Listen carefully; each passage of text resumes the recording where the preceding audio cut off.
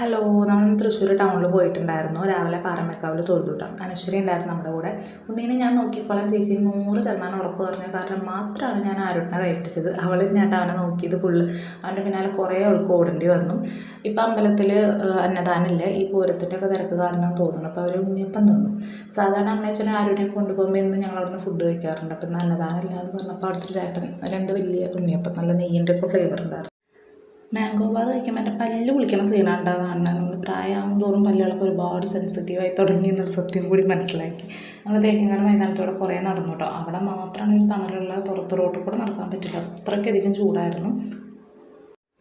ഞങ്ങൾ രാവിലെ നേരത്തെ എത്തിയോണ്ട് മൊത്തത്തിൽ തിരക്ക് കുറവായിരുന്നു. അവിടെ നമ്മുടെ വടക്കുന്നാഥൻ്റെ മുന്നിൽ പോയിരുന്നു.